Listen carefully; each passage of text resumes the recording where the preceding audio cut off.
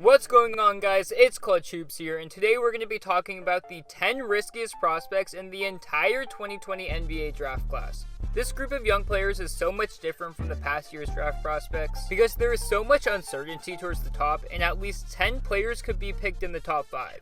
Every year, each draft prospect has some amount of risk, but this draft class is on a whole nother level. The reason that this is the case is because each prospect in this draft has significant struggles or risks about their game that make NBA teams, scouts, and executives hesitant. In last year's draft, there was a solidified top 3 with Zion, Ja, and RJ, but since there are so many risky prospects, more teams will draft for need or resort to the safer prospects like Obi Toppiner and Denny Advidja. There aren't only risky prospects towards the top of the draft, but as we continue down the board, there are a few prospects who are clear hit-or-miss prospects. There hasn't been a draft in the past 10 years or so with so many players with a ton of potential to be a franchise player or be a bust.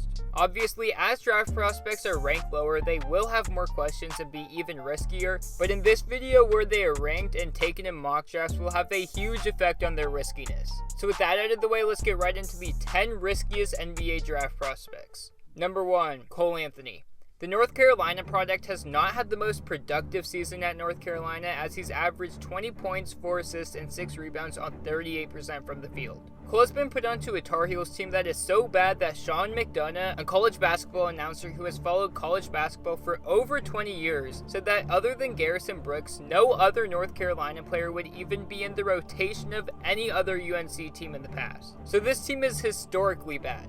This shows that Cole Anthony has had to do everything possible to create for himself, and he's done pretty well. However, Cole is on the smaller side of 6'3" and has a lot of trouble finishing around the rim. On top of this, he is a very streaky shooter and shoots the 3 ball at 34% in college, so his shot is also a big question. Finally, there are concerns about his defense at the next level, and at times he has tunnel vision in the half court, which is terrible for a ball-dominant point guard. His ability to score and take over games is what makes him a tantalizing draft prospect.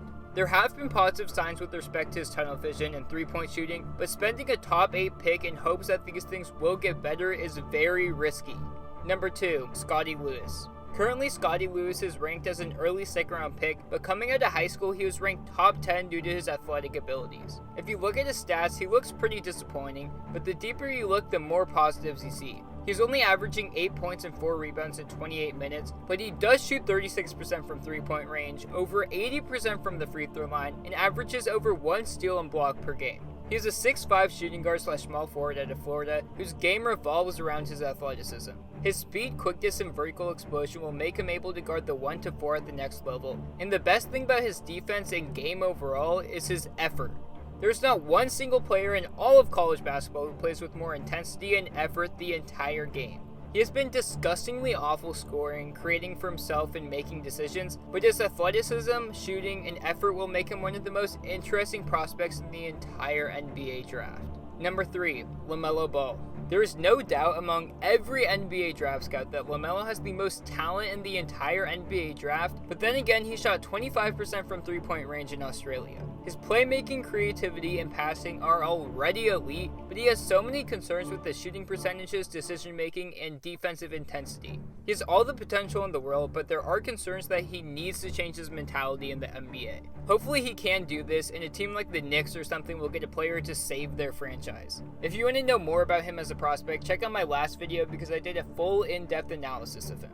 Number 4, James Wiseman. One of the most overrated prospects in the entire NBA draft, James Wiseman.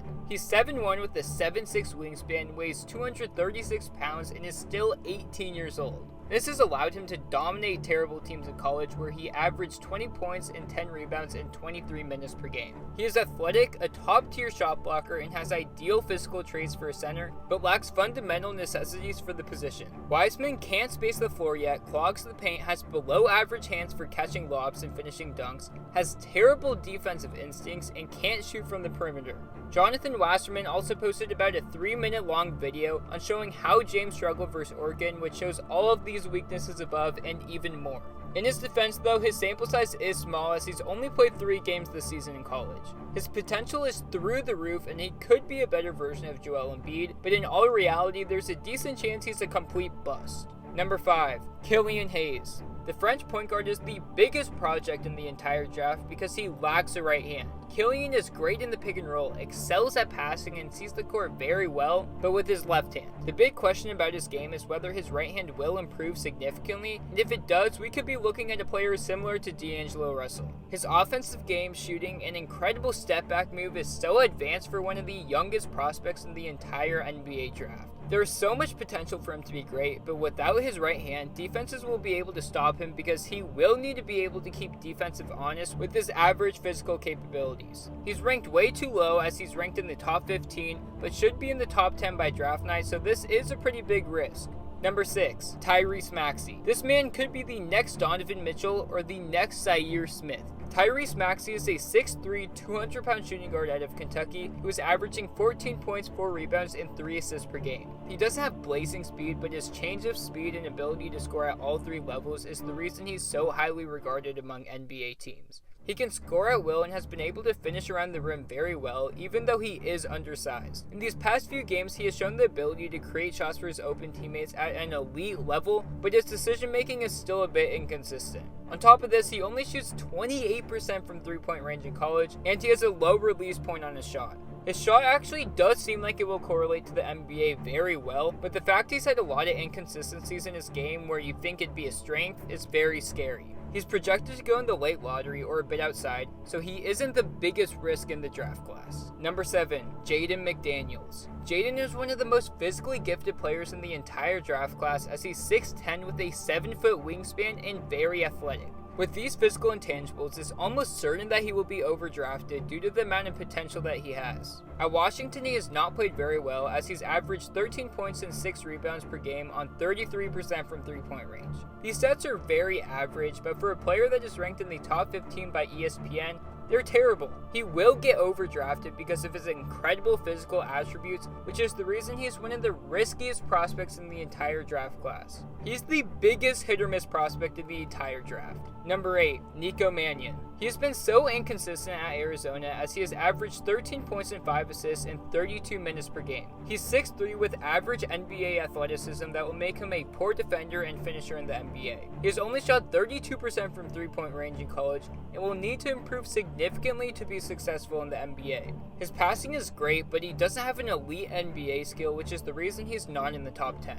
He ranks right outside the top 10, and a lottery team will be taking a huge risk on Nico Mannion. He's a great passer, court leader, and plays with great intensity already, but he has so many holes in his game. Number 9, Isaac Okoro. This season at Auburn, Isaac Okoro has been decent as he's averaging 13 points and 4 rebounds, but he shoots 65% from the free throw line and 28% from 3-point range. His shooting is awful, and he has a very raw offensive game that's solely based on his athleticism, but the reason he's ranked so high is because of his defense. He has unreal athleticism, strength, and defensive instincts and will be able to guard all positions in the NBA. The potential for him on the offensive side of the ball is strong as many people compare him to Jimmy Butler. Okoro is ranked in the top 10 among many prospect lists, and some people even have him going top 3, which is absurd. Picking someone with the hopes that they can develop is risky and is the reason he's on this list. Number 10, Alec Pokusevski. Let me just say he just turned 18 and is 7 feet tall with a 7'3"